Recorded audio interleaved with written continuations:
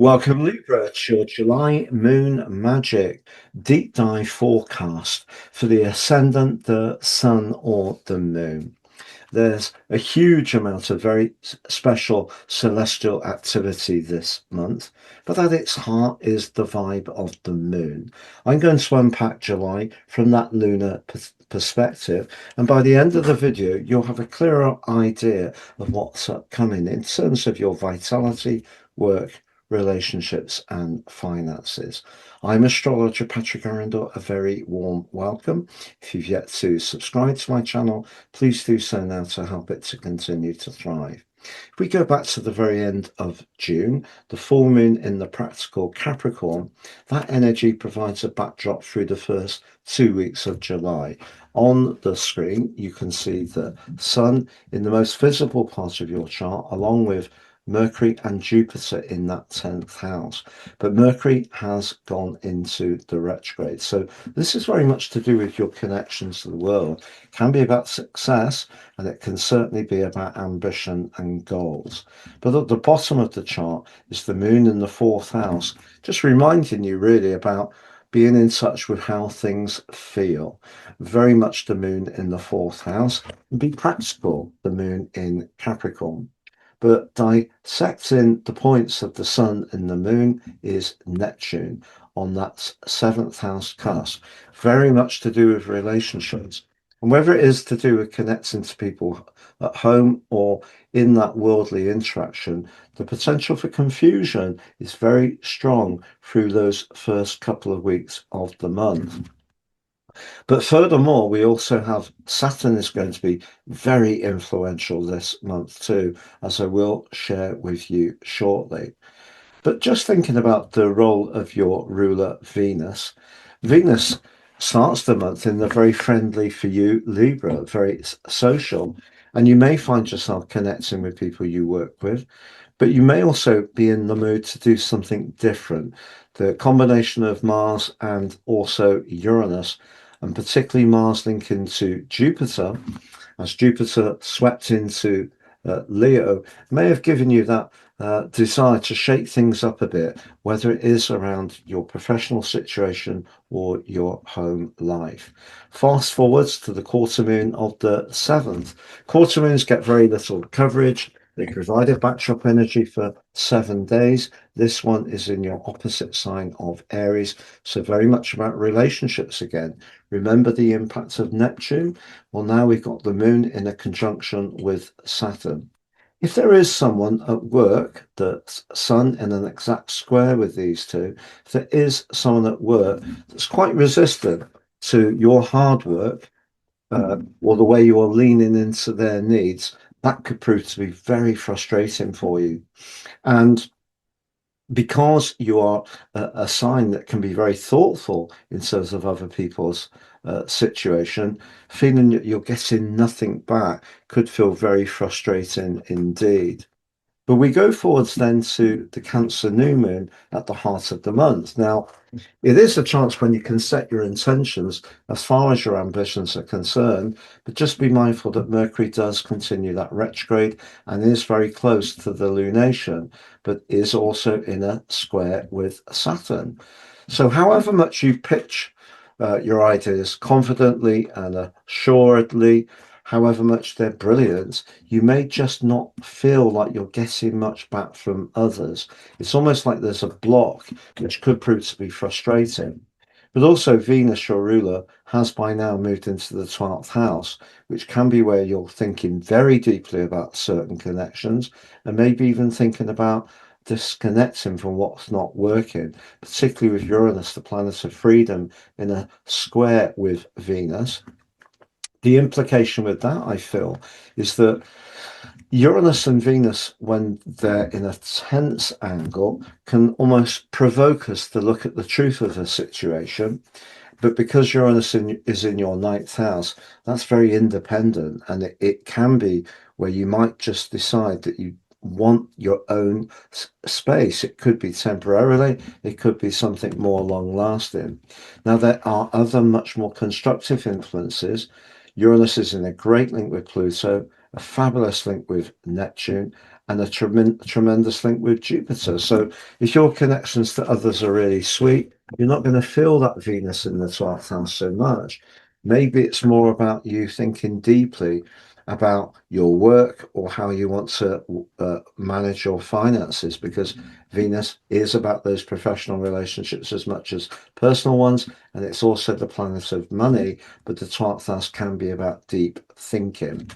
If we fast forward to the next quarter moon, it's in your zodiac sign, which is intriguing because it's the second Libra quarter moon in succession. If we go back to when Cancer arrived, the sun arrived in Cancer, sorry, on the solstice, we immediately had a Libra quarter moon. So that's repeated again. That clearly is wanting you to be in touch with what works for you, the individual. But again, it may be around that worldly connection. You're experiencing someone who's not easy to get along with. Maybe it is because you're a bit more rebellious with Uranus and Mars in that ninth house all month. And also, we have Mars now in the square with Venus, which is going to provide a backdrop for the last week of the month. But it's Mercury's turn to square with Saturn. So again, your professional and worldly situation does seem to be coming under a bit of scrutiny when it comes to Saturn and Neptune. Mixed signals, cold responses, perhaps someone not really being very cooperative at all, something you really thrive with. But then again, it could be in a personal relationship where all this energy in Cancer may be seeing a bit of a battle of wills. Who is a bit more of the dominant player in the tie? I'm not putting that concept out there. That's just possible. That brings us to the Aquarius full moon of the 29th. Now, this has lots of richness to it, but it is really intriguing because the sun moved into Leo on the 22nd. Better for you, friendlier, more social. It's linking with Jupiter the first time in a Cazimi since 2015, and it can bring luck, particularly around a group activity or situation. And look at these two here linking back to Uranus. So whereas Uranus early in the month was rebellious in trying or wanting to break free, now maybe your brilliant ideas and who you connect to brings a real sparkle into your month, and not least with Jupiter and the Sun in a lovely link to Neptune. So romantically, things looking a lot better towards the end of the month. But professionally, Saturn still in the square with Mercury, no longer in its retrograde, but still in that 10th house of responsibilities, and Mars still squaring up with Venus. So I think it's a month you can see that there could be some challenges. Jupiter obviously amplifies things in a positive or challenging way, but I actually think that Neptune and Saturn are the real players this month in terms of providing those challenges. What the full moon can do is make you much more conscious of how to use your time and who to spend your time with, whether it is with a particular friend or person, or you want to break out and do your own thing as far as your individual interests. And it is a very bright event on the whole, despite the potential for a power battle with Pluto in a conjunction with the moon. But you may really have a tremendous connection to someone new at the end of this month, which is very exciting indeed. I'm just going to summarize the overall theme of the month, therefore. So the first two-thirds is very much about how you connect to the world at large, be it through your work, through your responsibilities, might be through local voluntary activities, but for many of us, it will be through work. But the clash is with the two players in your seventh house of relating, initially Neptune, then Saturn, and it's repetitive. And then we have in your ninth house, very much about freedom, a clash with energy in the most tender part of your scope, which could point towards maybe an ending if you're not really feeling you're getting the vibe you want. I'm going to summarize those four areas of vitality, work, relationships and finances next, Libra. But just to say, I've reduced the price of my personal horoscope reports. For many years, it's been buy two and get 30% off. It's now Buy one and get three. Three for the price of one. Your life roadmap report helps us to understand the patterns in our lives, 12 months transit, and your draconic soul karmic analysis. Please see below for more. If you've yet to watch your July general forecast, but also your Jupiter into Leo 13-month forecast, if you click on the eye on the screen, it will take you through to the videos. If you'd like to work with me one-to-one, be a pleasure. Please see my testimonials below. And if you've yet to sign up for your free daily written horoscope, you can do that below too as well. So let's start first of all with energy. I think the energy this month for you that can be quite challenging is if your work-life balance isn't good, you feel pulled around, you're not getting enough support, be it professionally or personally, and other people are either not very clear about what they can do or cool and detached, entirely possible.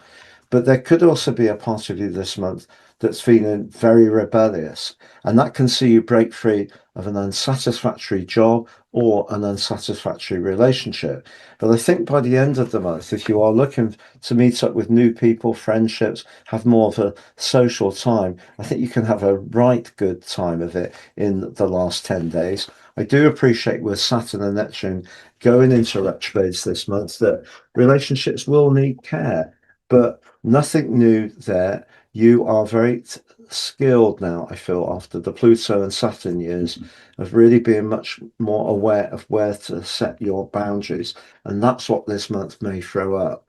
Now, financially, with Pluto in the fifth house, Pluto's about obviously evolution, but the fifth house can be about speculation. Will you go for it? Will you have a punt? Well, I think Jupiter is the key. You might do something collectively, perhaps in a group syndicate or something towards the end of the month, which could pay off well. But professionally, as far as your hopes, if you do work somewhere where you do feel recognised, appreciated, but also you can demonstrate your unique talents, I think it's all systems go. It's been a pleasure being with you. Thank you for joining me. All the best, Libra.